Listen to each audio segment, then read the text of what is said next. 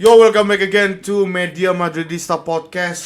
Jadi hari ini kita take podcast bener-bener 4 jam lah, 4 jam setelah 4 jam gak sih? Iya pokoknya jam 10-an nih Ya, sekarang, 10 malam. Dari tadi jam 6 sore tuh ada drawing UEFA Champions League for playoff sebelum nanti kita akhirnya lolos ke babak 16 besar.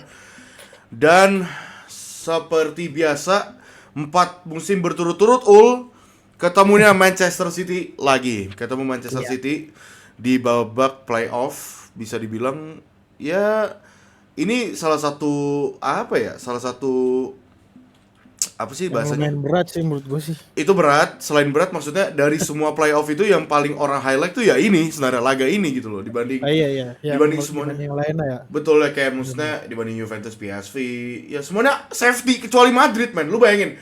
Semuanya Iya. Brest Paris Saint-Germain, Klub Brugge lawan Atalanta, Man City lawan Madrid, Juventus, PSV, Monaco, Benfica, Sporting, Dortmund, Celtic, Munchen, Feyenoord, Milan. Ya maksudnya semuanya balance. Kecuali Iya ini iya. Manchester City lawan Madrid, dan ini belum round 16 karena format baru. Jadi ini dua leg. Yang leg pertama di Di Etihad, Etihad dulu. Etihad, baru Iya. yang kedua di Bernabeu. Iya. Cuman abis itu nextnya mungkin kita bakalan lawan antara antara Atletico Madrid atau Leverkusen ya, kalau nggak salah ya, pokoknya itulah. Iya, antara dua itu nanti diundi lagi soalnya. Diundi lagi soalnya, benar, diundi lagi di round 16. Itu baru kita nyampe round 16. Iya. Jadi mungkin sebelum kita ngomongin prediksi UCL sampai jauh, tapi ya menurut lo gimana soal drawing ini? Gimana lawan Manchester City? Yang sebenarnya probably City musim ini jelek sebenarnya, nggak, maksudnya Iya. ya dibilang jelek, nggak sejelek itu sih, cuman ya nurun banget dibanding 4 musim belakangan gitu. Gimana menurut lo? Ya terutama di apa di lini belakangnya pertahanannya Betul. jadi sering kebobolan gue liatin dari apalagi yang pas lawan Feyenoord dari yang sempet kalau nggak salah dia unggul dulu ya terus kebobolan ke comeback dari Yap. sama Feyenoord jadi ngebalikin.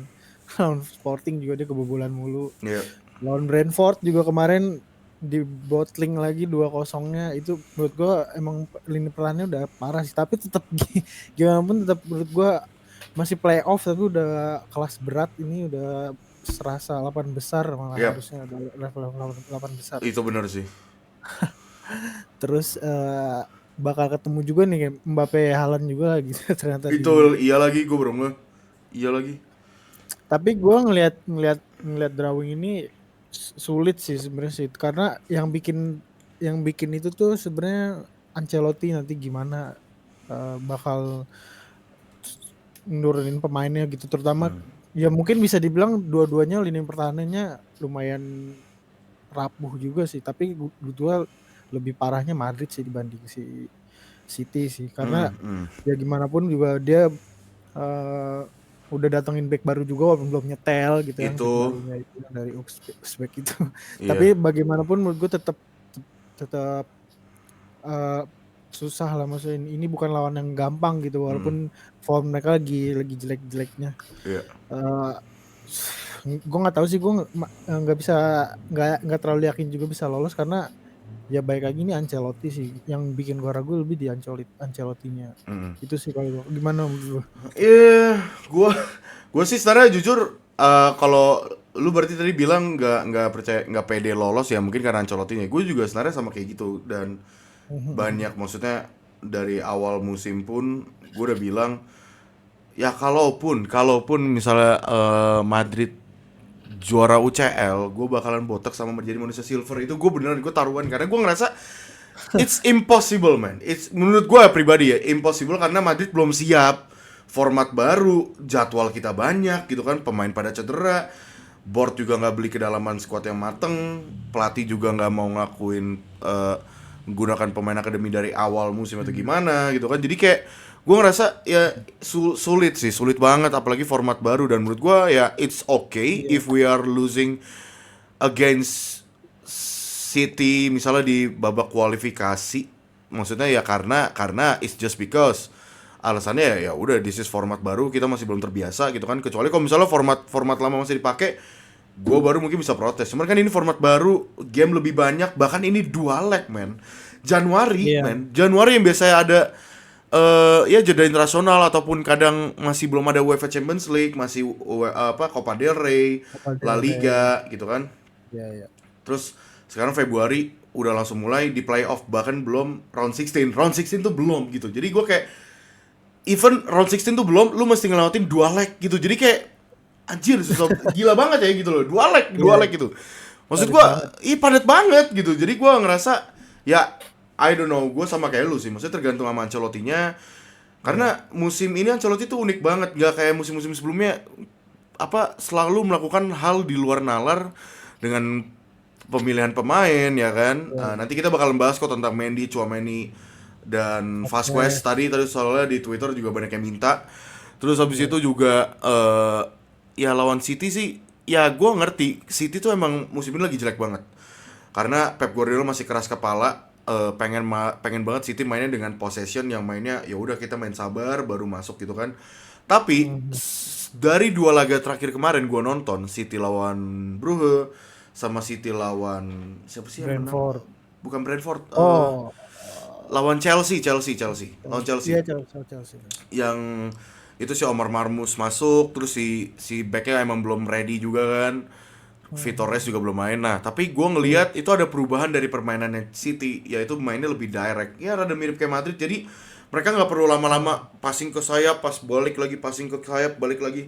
Tapi mereka langsung mainnya direct, nusuk banget. Dan itu ada di peran Omar Marmus gitu. Jadi menurut gue sih City dan Madrid ini, ya tadi ada yang nge-tweet, menurut gue setuju juga sih. Maksudnya ini bakalan seru karena City yang ini tuh beda. Karena mereka bakal main lebih direct ya. Dan kedua tim defensifnya sama-sama lagi jelek gitu loh. Iya, benar-benar. City mungkin kehilangan Rodri, harus manfaatin Kovacic dengan center defense alone di sana. Madrid Iya. ya dengan right backnya, terus habis itu center back kadang dimaininnya sama si Ancelotti gini atau gimana. Ya I don't know Alaba seprogresnya sejauh apa nanti. Ya gue pribadi Iya. sebenarnya kalau misalnya dibilang pede atau enggak, sebenarnya gue percaya kita bisa menang sih lawan City. Gue percaya bisa menang. Cuman ya tadi bener balik lagi sama si Ancelotti-nya, takutnya nanti kayak babak ya leg kedua dia malah maininnya yang nggak bener gitu, si Vasquez nanti di ininya masih Omar Marmus lah diobrak-abrik atau segala rupa, Tchouaméni dimainin Iya. center back lagi. Nah itu sih maksud gue berharap Ancelotti nggak ngelakuin hal itu gitu. Dan City pun juga lagi buruk, right backnya mereka masih belum nemu cover sampai sekarang. Ini kita tag 31 Januari ya kan, Iya, akhir itu iya. 3 Februari setahu gue, 32 Iya. Februari lah. Jadi nggak tahu Iya. mereka belum ada beli right back lagi. Ya paling Rico Lewis pun juga musim ini banyak yang kritik juga jelek banget. Jadi ya itu bisa jadi kelemahannya City kalau misalnya Vinicius main di situ.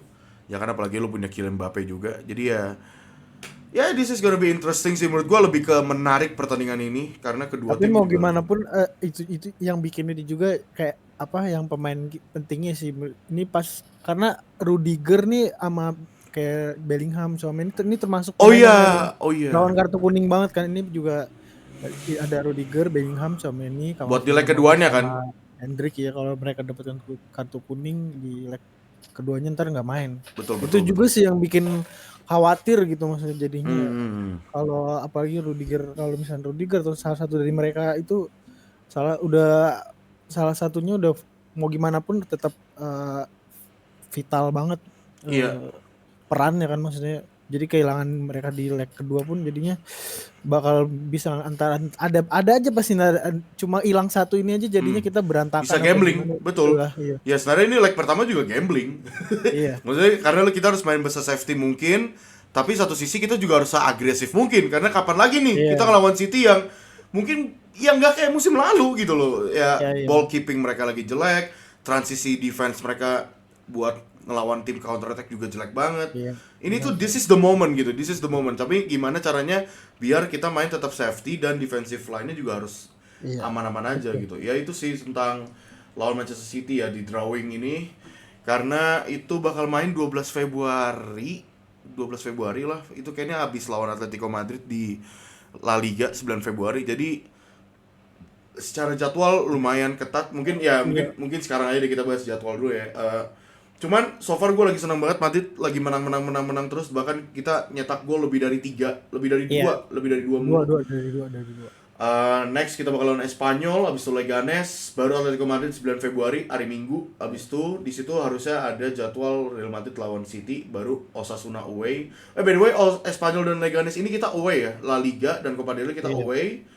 Abis itu Madrid lawan Girona, Betis away, Madrid lawan Rayo Vallecano. Well, mungkin sebelum kita nyampe ke pemain-pemain dulu nih Ul. Ini so far tadi jadwal lumayan padat. Ya, tapi sebenarnya yang paling sulit mungkin ya, to be honest, paling sulit mungkin Atletico Madrid sama ya Osasuna menurut gue City. tetap Ya, Osasuna lumayan sih sama City dan Betis karena ada El Gasing ya udah balik. Ya jadi cuman ya itu menurut lo gimana soal mungkin La Liga dulu deh. La Liga lu masih believe kan masih bisa juara atau gimana? Gue rasa kalau ngelihat kita dari kemarin ngelawan tim yang low block gitu udah mulai bisa Betul. ngebongkar, jadi itu ya harusnya jadi ada kemungkinan besarnya sih, karena ditambah Barca juga. Gue juga kaget banget ini bener-bener kaget banget itu, bener Leganes sama Getafe itu bener-bener ngubah peluang juara La Liga banget, walaupun tetap masih open. Jadi ya Madrid tetap waspadanya itu sih ngelawan tim-tim sekarang, apa yang Leganes juga, Osasuna, Real Betis juga bukan tim yang bisa diremehin sih menurut gue tetap. Benar. Itu sih menurut gue, kalau menurut lu match-match yang di La Liga yang bahaya banget. Gua tuh sebenarnya gini, Karena kan tadi lu bilang apa, Real Betis udah ada Anthony kan. Iya. Soalnya Betis langsung menang, men. Anthony datang, ini gak bohong. Anthony datang belum main, udah menang. Ya, ya Betis sih emang kalau gue lihat dari squad emang agak butuh winger sih. Cuman ya I don't know apakah Anthony bisa fit atau enggak. Cuman ya maybe that's a joke. Cuman ya Betis tetap ngeri-ngeri aja sih. Cuman menurut gua peluang La Liga kita juara atau enggak, menurut gua itu bisa ditentuin di 9 Februari itu sih lawan Atletico Madrid menurut gua. Kalau misalnya Madrid menang, menurut gua mungkin mulai berani mengatakan ya Madrid juara La Liga musim ini gitu, karena anti dogsnya tuh di situ biasa itu Atletico Madrid gitu. Cuman biasanya klub Madrid putih ini biasanya jalannya nggak mulus, biasa kalah nih kayak gini-gini, momen-momen kayak gini tuh kalah gitu. Jadi kayak ya gua harap bisa ngalahin Atletico, kita makin jauh gitu kan. Ya jadi makin nyantai buat nanti misalnya fokus UEFA Champions League ataupun Copa del Rey gitu. Nah, biar apa? Confident juga maksudnya dibuat match-match kayak krusial Barkanya mungkin. Betul. Itu kayaknya Barca tuh kalau nggak salah tadi gue liat Maret atau April, cuman masih lama, cuman ya udahlah. Nah, ini adalah pembahasan yang sebenarnya Raul tuh ngechat gue buat dibahas setelah lawan Brest. Ini adalah soal Vinicius Junior. Jadi kemarin ada yang nge-tweet, ya ada yang bilang, dan bahkan sebenarnya awal mulainya sih bukan karena ada orang yang nge-tweet sih, tapi lebih tepatnya awal mulanya gara-gara ada fans adek-adek ini yang nge-tweet. Jadi waktu Madrid lawan siapa sih di UCL itu ya? Atau apa ya? Lawan Salzburg, terus lawan Salzburg. yang kita Las Palmas menang jauh. Iya, Salzburg gitu. Paling Salzburg deh yang kata pertama mainnya jelek sih, atau gue lupa deh. Oh iya. Yang yang Salzburg. Salzburg atau Las Palmas sih gue lupa. Ya pokoknya itulah, pokoknya intinya waktu itu Vinicius tuh babak pertama lagi jelek. Vinicius babak pertama lagi jelek, terus kayak, dan sebelum itu kan Mbappe lagi golin terus. Sama di Celta. Celta ya, pokoknya itulah. Terus Mbappe lagi golin terus ya kan, Rodrigo juga lagi golin terus kayak banyak yang bilang, oh kombinasi Rodrigo Mbappe ini kayak lebih cocok dibanding Vinicius gitu. Terus kayak pas waktu babak pertama gue lupa, ya pokoknya antara Las Palmas atau apa gitu. Iya, Salzburg benar Salzburg. Switch ke apa yang kena Antoine Bellingham ya. Yang awalnya gue kira itu asis Vini. Iya benar. Iya, Salzburg. Babak pertama itu Vini main jelek ya kan. Madrid tuh juga Vini main jelek, itu padahal belum nyampe, itu gol Rodrigo yang hampir asis Vini itu belum tercipta, men. Cuma maksud gua itu 20 menit orang udah bilang udahlah Vini jual aja. Apa sih ini jelek banget gitu. Vini jual aja men. Itu tuh gua enggak ngerti men. Maksud gua kayak makanya gua sampai buat gua sampai buat Instastory, udahlah enggak penting campaign UCL lu tahun lalu tuh enggak penting. Lu apa yang udah lu lakuin most assist gitu kan, apapun itu enggak penting gitu kan. Dan terus kita akhirnya ada nge-tweet juga, ya, kok lu nggak bisa seenergi sesama itu dengan kayak lu mendukung Tchouaméni, Mendy ataupun Vasquez. Iya. Misal mereka main jelek dan Vinicius tuh lu nggak pernah lu kritik. Men, sejak kapan Vinicius nggak pernah kita kritik? Kita pernah kritik Vinicius anjir. Iya Cuman benar. cuman mereka tuh dia tuh ngerasa ya kita kurang se ngasih kredit itu ke Tchouaméni dan lain-lain gitu. Jadi menurut lu gimana soal yang media Madridista dan para fans yang mengatakan Vinicius layak untuk dijual? Ini sebenarnya topik gak penting ya guys. Mungkin kalau kalian mau skip karena next mungkin lebih lebih menarik. Cuman ya silakan Iya, iya. silakan. Iya boleh. Gimana lu? Gini, sebenarnya sebenarnya yang emang awal sering sampai media Manchester dicap apa pengacara Vini apa di IG tuh gue sampai dibilang gini, ini pemain favorit media Marista, Iya iya. bahkan Militao gitu. Karena emang mau gimana pun emang yang gue lihat ini dua orang terutama Vini ya maksudnya sering kena hate di sana gitu maksudnya. Betul. Padahal pas lagi main gitu dia tetap berkontribusi, cuma yang bikin mereka kesel tuh kayak misalnya kadang-kadang entah Vininya gocek-gocek sendiri nggak mau ini, terus kayak salah passing gitu, kayak seakan-akan tuh kayak Vini tuh nggak boleh ngelakuin kesalahan Iya sedikit pun iya yang iya. biasanya pemain bola lakuin gitu. Itu semua orang pernah ngelakuin kayak salah passing apa dia long ball yang nggak jelas atau gimana gitu, itu salah apa nggak connect sama rekan setim, itu kan hal yang biasa kejadian. Tapi kenapa yang gue lihat tuh reaksinya setiap Vini yang lalu itu tuh berlebihan banget, over hate gitu. Sebenarnya nggak masalah sih, gue bukan bilang Vini nggak boleh dikritik atau Bang Waldo yang pernah bilang juga gitu. Karena menurut gue ada yang emang bisa lu kritik sama Vini, tapi bukan Hal dengan sekecil cara yang itu sih. iya dengan apa narasi kayak no vision, ini pemain aduh skill doang gitu, visinya nggak ada nih Vini gitu, terus mainnya egois, terus nggak pernah ini Mbappe, itu kan maksud gua narasi yang emang agak gimana gitu. Enggak, Karena itu nggak make kalau sense aja. misalnya Iya. iya, karena kalau lu kritik soal attitude-nya atau sikapnya yang emang dia emang selalu reaksi berlebihan, kalau itu tuh kan masuk akal aja gitu, Itu karena masuk ya akal. karena maksudnya itu kan bisa ngerugiin tim. Betul. Walaupun juga tetap gue bisa debatin hal itu, tapi Mm, menurut gue itu bisa mm. dimengerti gitu, karena emang Vini itu emang terlalu apa Reaktif, sih, reaktif, reaktif. iya sangat reaktif banget kalau lagi di match gitu, apalagi Mm. kayak lawan Valencia atau match Barcelona, Atletico gitu. Itu hal yang bisa lu kritik, tapi bukan bukan dengan yang lu bilang kayak Jadinya eh, nyebar kemana-mana dari lu ngekritik dia gampang ini. Oh nih, kalau dia marah-marah gak boleh lah lu salah dribble dikit gitu loh. Jadi kebawa kemana-mana iya. lu gitu. Iya, jadi kayak kenapa kenapa yang diinin ke Vini tuh kayak terlalu kayak nggak boleh sedikit pun dia Iya. ngelakuin salah itu, karena Heeh. bukannya karena Rodrigo pun juga dikritik tapi nggak sekeras itu yang gue lihat, Itu makanya juga. itulah kenapa gue suka ngebela Vini gitu, karena ini orang tetap berkontribusi, mau gimana pun lu sendirian di kiri nggak dibantuin sama Mendy gitu, dia Itu tetap bisa juga. nyetak gol, tetap bisa create peluang gitu. Itu yang bahkan Mbappe itu sebenarnya pemain yang gue pengenin Madrid, pengen banget ke Madrid, yang gue pengenin banget. Mm. Bahkan gue sebenarnya gue nggak mau gitu ngekritik Mbappe juga, kalau kadang-kadang gue ngomong di ini pribadi, maksudnya media Marista gitu, kadang-kadang di Twitter atau di IG gitu. Tapi kadang-kadang karena lu beberapa orang kayak bisa bilang udah ada Mbappe mending jual aja Vini gitu, kayak jadinya gue kayak gimana sendiri, kayak nggak adil aja gitu menurut gue kalau misalnya pemain yang berlabel superstar ini kayak datang ke sini, terus awal-awal kan juga emang Mbappe kan emang belum nyetel dan itu, jadi ya udah menurut gue dia deserve kritik gitu, karena ya gimana pun Vini juga yang masih bocah dulu pun kritiknya juga tetap seberlebihan itu, karena ya kenapa enggak untuk pemain model Mbappe yang udah berlabel superstar terus nggak perform dikritik, nggak ada salahnya gitu. Itu sih maksud gue keresahan gue, karena terus ada yang lagi ditambah gitu, kenapa Mendy nggak pernah lu belain gitu. Karena kalau Tchouaméni dan Vasquez gue masih belain, itu mungkin lanjut setelah lu ngomong Vini dulu.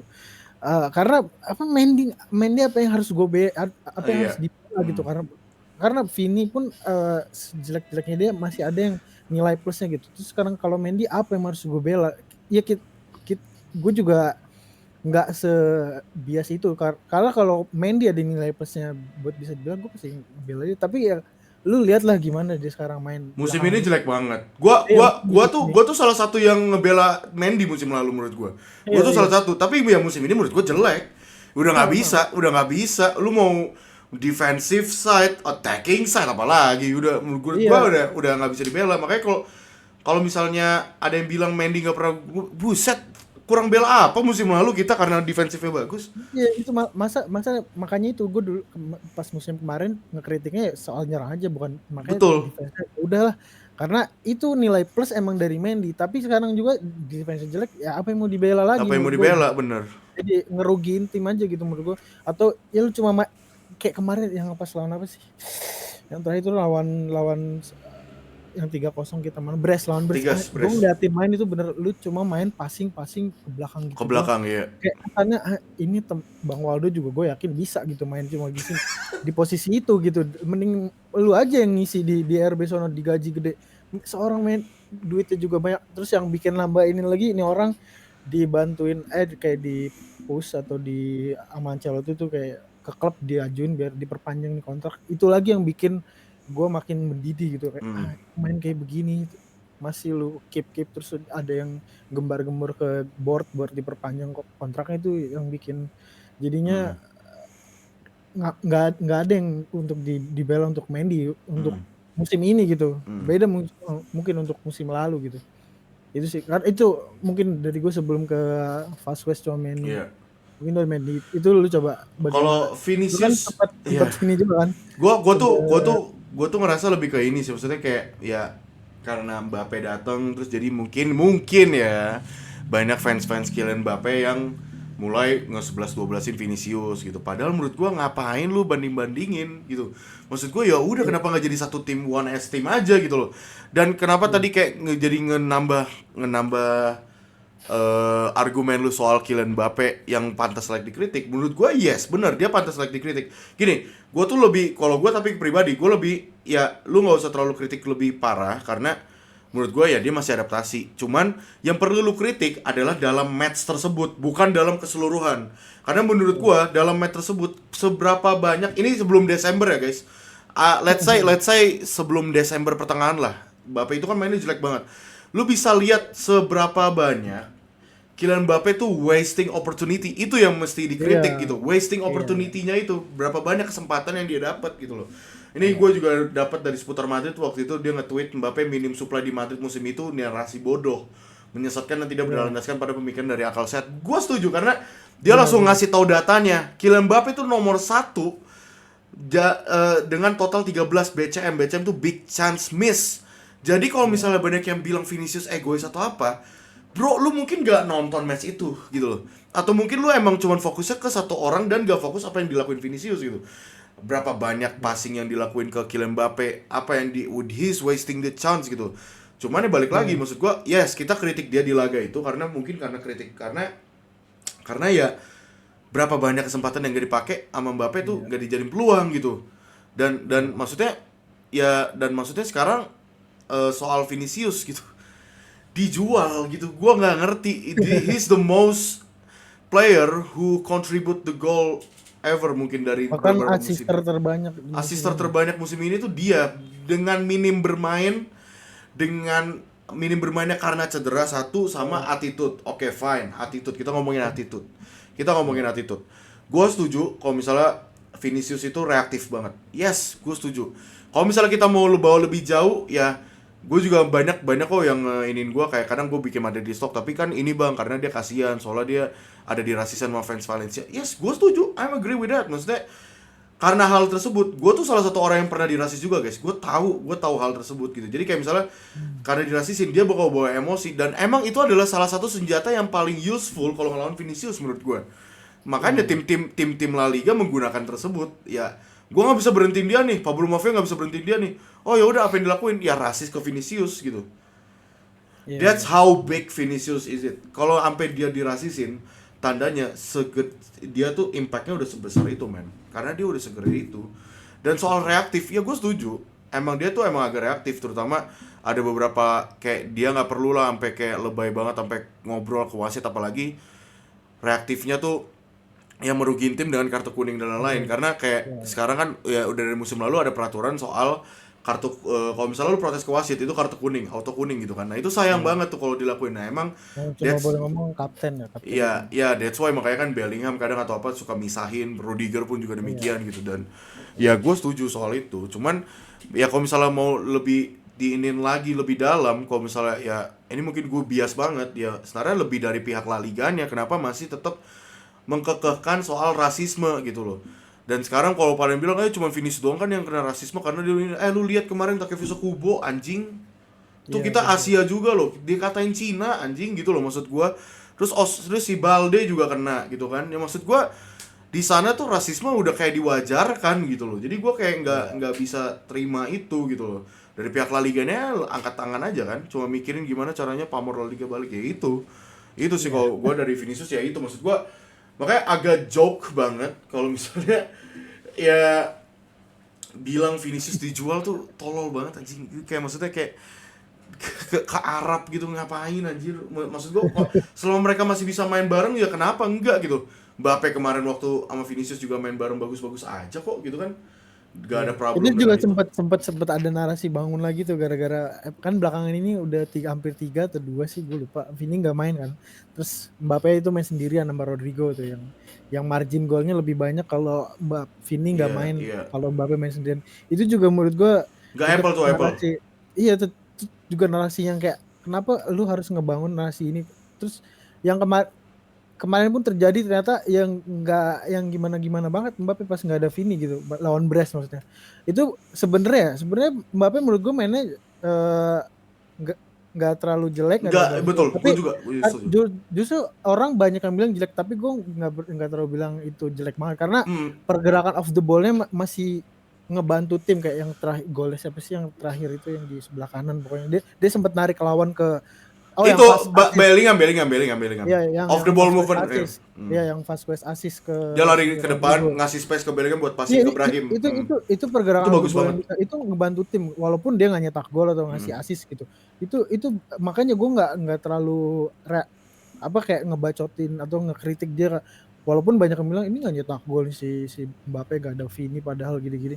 Karena permainan dia di situ yang dia bantu tim atau ngelakuin pergerakan off the ball, terus dia ngelakuin switch bola ke sebelah kanan itu ngebantu walaupun gak nyetak gol gitu. Hmm. Itu dan menurut gue udah nggak masuk akal karena Udah toxic sih. Menurut gua udah toxic gara-gara iya. itu sih.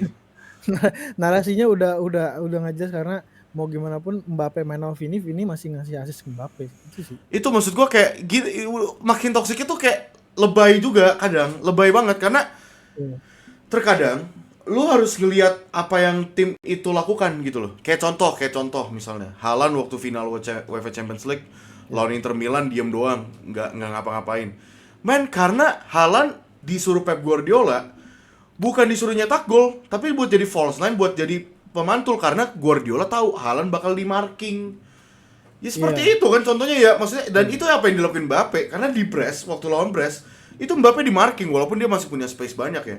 Dan Iya. ada 2 kesempatan miss chance menurut gua. Jadi menurut gua kayak Iya. gak terlalu lebay dan lu nggak ngelihat dari konteks besarnya. Kayak ini lu coba lihat deh berapa banyak Mbappe di marking sama pemain Brest gitu, dan Brest tuh mainnya compactness banget gitu, serapat apa gitu.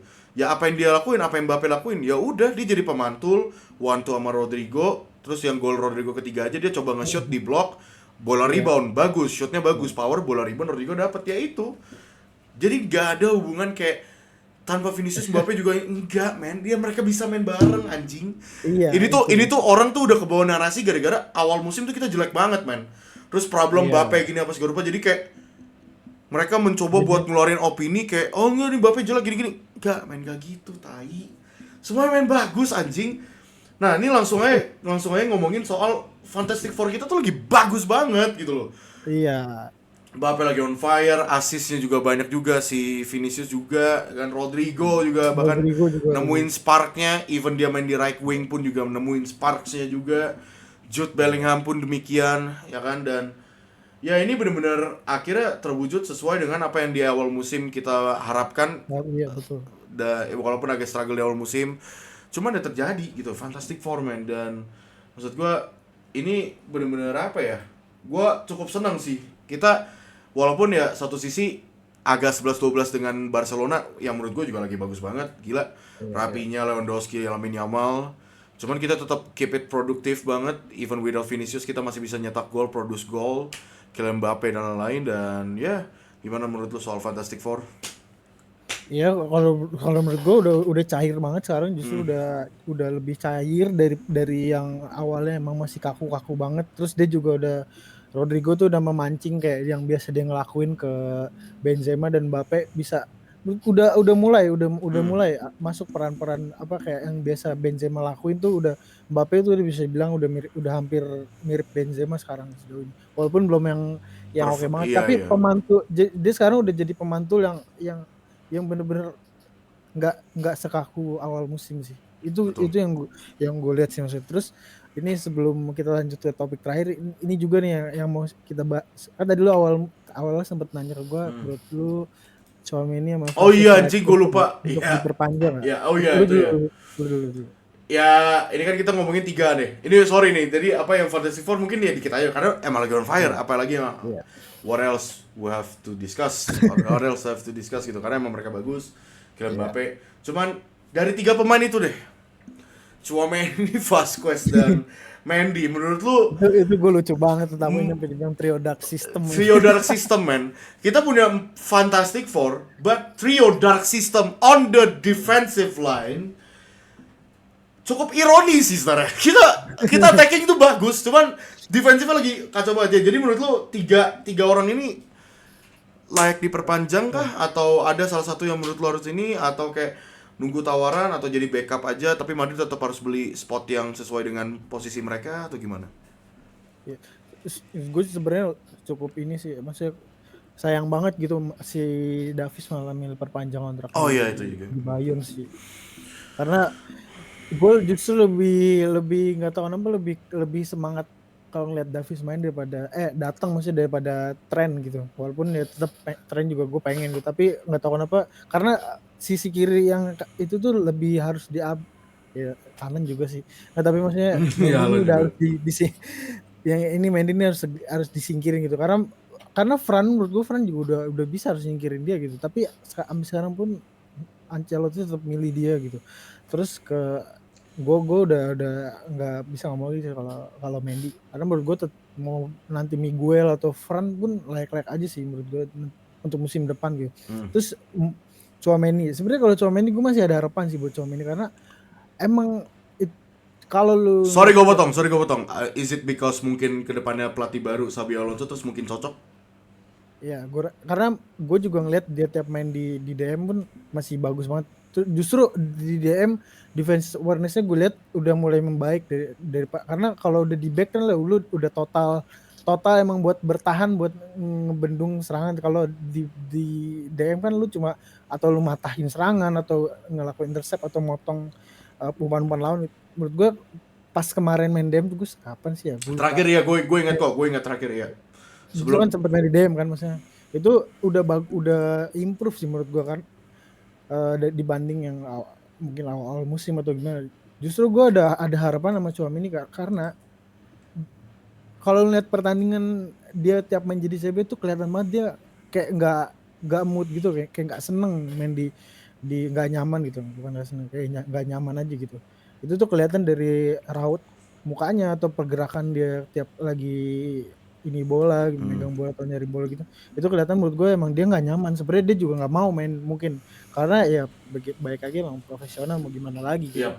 Jadi gue juga berharapnya lawan City semoga Alaba sih yang jadi starter sih, jadi ya mungkin kalau RB-nya Valverde gitu. Gue nggak tahu, walaupun emang mau gimana pun Valverde harus tetap diintegrasin di tengah gitu. Tapi kalau ngeliat City kayak gini ya gitu, sorry gue jadi ngeleweng ke ini kan maksudnya. Tapi pemain-pemain yang kayak Tchouaméni atau Valverde yang mainnya di out of position tuh ya kadang pasti ada dia nggak ininya lah, nggak apa, kayak nggak nyaman atau ngerasa jadinya mainnya kadang-kadang jelek. Itu menurut gue ngaruh sih ke performa pemain kalau misalnya dia nggak main di posisi aslinya gitu. Walaupun itu emang Kalau sesekali itu nggak apa-apa gitu, tapi kalau Tchouaméni kan udah terlalu keseringan kan, maksudnya dia juga pasti sebagai pemain lu pasti pengen maunya di posisi yang Terbaik. biasa main lah, iya. Nggak mungkin lu main di posisi yang nggak seharusnya lu main gitu. Terus kayak Vasquez, gue juga pernah bilang gitu, menurut gue lu pointless kayak lu protes Vasquez gitu jelek gitu. Oke. Makanya gue nggak pernah ngomel-ngomel gimana. Ya emang Vasquez jelek, emang defense-nya emang jelek banget, lu mau gimana lagi.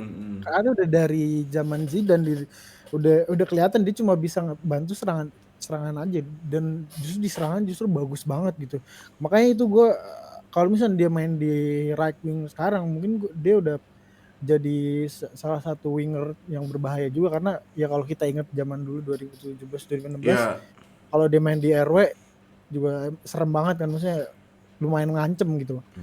Ya nggak, ya pointless aja menurut gua kalau misal lu protes sama Vasquez yang main justru di dia right back. eh, bersedia main di situ aja dengan sepenuh hati, menurut gua udah bagus banget itu dibandingkan walaupun gue nggak tahu ya kalau dia masih pengen main di Right back kan. sebagai Iya. sebagai winger atau enggak, tapi ngelihat dia bersedia udah jadi RB permanen atau tetap gitu, Siap gue udah dihujat. iya, udah bagus banget, udah bersyukur banget gitu, walaupun ya emang secara defensif dia jelek banget. Cuma nggak bisa apa ya, nggak bisa yang kayak disalahin banget banget gitu, karena kan emang bukan posisi aslinya gitu. Dia Iya. berada di situ aja udah bagus banget sih menurut gue.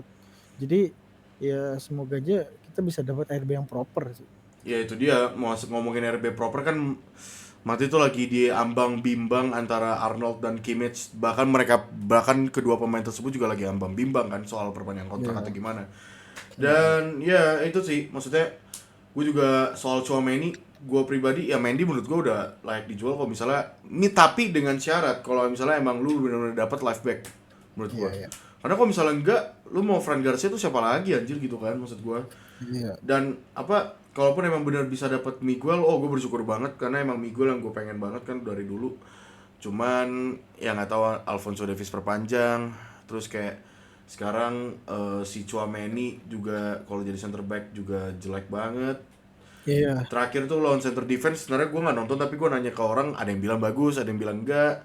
Cuman ya nggak seburuk as a center back. But I think ya kalau Tchouaméni, gue sih ngerasa gue masih ngasih dia kesempatan sih satu musim sebenarnya. Karena kalaupun anggaplah musim ini musim terakhir Ancelotti dan musim depan udah mungkin Xabi Alonso. Iya, Xabi iya. Alonso tuh demen banget pakai dua pivot, soalnya dua center defense gitu. Nah, gue tuh ngerasa kayaknya mungkin dia bisa cocok bermain dengan Xabi Alonso gitu. Ataupun ya I don't know, entah mungkin nanti Zubimendi dibeli juga atau enggak gitu kan. Terus Iya, iya. perkara Vasquez sih, gue sebenarnya Vasquez tuh adalah orang yang mungkin the least person yang pengen jual ya, karena gue ngerasa dia masih tetap bisa jadi senior yang baik dan jadi pembackup yang bagus, karena emang pada awalnya dia tuh cuma jadi backup gitu kan, bukan jadi pemain Iya, inti gitu loh. benar. Jadi kalau misalnya emang right wing kita cedera atau gimana, atau butuh nafas segar atau gimana, lebih butuh aggressiveness dalam attack, ya Vasquez. Cuman gue nggak mau lagi ngelihat kedepannya tuh right back kita Vasquez tuh, gue nggak mau gitu. I'm Iya. already tired of this shit gitu, karena gue udah dari 5 musim minta gitu kan. Kenapa sih nggak ada nih right back proper gitu loh, kayak sampai lu mesti ngorbanin karir Carvajal musim ini gitu loh. Jadi kayak Iya. gue tuh cukup menyayangkan aja gitu loh kok. Jadi maksud gue tetap bisa support Vasquez, tapi doesn't mean gue support banget, karena bisa jadi dengan Vasquez taruh di right back terus, para board juga ngerasa oh yaudah aman aja ada Vasquez, nanti kita nunggu Carvalho gini-gini lagi, the same cycle gitu loh, the same as the same gitu loh. Jadi kayak gue nggak mau hal itu terjadi lagi gitu loh, kayak jangan sampai kayak gitu Iya, sih. iya. Itu sih soal itu udah sih, paling kita udah bahas semuanya. Iya. Transfer juga tadi kan ada yang request transfer juga ya. Tadi Kimmich sama Arnold masih belum tahu 50-50. Gue cuman takut jadi ini sih. Kemarin gue dapat tweet lumayan bagus lagi. Tuh kan Alphonso Davies cuman jadiin Madrid buat apa ya? Tunggangan buat ini loh. Buat dia Oh, bisa buat perpanjang kontrak. Iya kayak kayak negosiasi. kayak Mbappe gitu-gitu. Iya, Tai, iya. bener juga bisa jadi ini Arnold gitu juga. Cuman ya nggak tahu sih, Arnold juga Tapi gue kelihatannya. rasa kalau Arnold lebih lebih Arnold yang pengen cabut sih kalau Arnold. Iya iya Udah iya. kelihatan. Ya, dan maksud gua kalaupun emang Kimmich pun bisa datang, menurut gua nggak ada masalah juga. Udah yang penting right back deh anjing. Dan Kimmich bisa jadi center defense gitu kan, dan nggak ada masalah sih menurut gua kalau misalnya selama as long as free, karena menurut gua the best business in transfer tuh ya free transfer sih, karena Madrid kalau Iya, misalnya iya. beli pemain pasti kena tax gitu. Jadi kapan lagi gitu loh? Kapan lagi Iya lo bisa betul. dapet dua pemain yang udah menangin UEFA Champions League dan berpengalaman di Eropa dan bagus kayak Kimmich dan Arnold tuh secara free sih kapan lagi gitu. Iya. So ya mungkin itu aja, dan gue balikin lagi nextnya kita bakalan lawan Espanyol, bener gak sih? Iya Ya lawan Espanyol. Espanyol di away, Espanyol di away, habis itu di Copa del Rey langsung lawan Leganes away, itu hari Minggu 2 Februari dan Kamis 6 Februari baru lawan Atletico Madrid di Santiago Bernabeu. Iya. Dan ya harusnya menang sih, harusnya menang. Dan ya Espanyol juga lagi jelek, posisi 18, harusnya easy win. Harusnya easy win, cuman ya let's see Udah aja. udah nggak ada Jose sama Darder soalnya. Itu benar, udah gak ada Joshua sama Darder, itu dua pemain bagus soalnya. Dan ya mungkin itu aja guys dari episode Media Madridista kali Iya. ini. Jangan lupa untuk like, comment, dan subscribe. Sebarin juga ke teman-teman kalian yang fans Madrid juga. Jangan lupa juga untuk follow media sosial kita di Twitter dan juga di Instagram. And see you guys there for another episode. Thank you.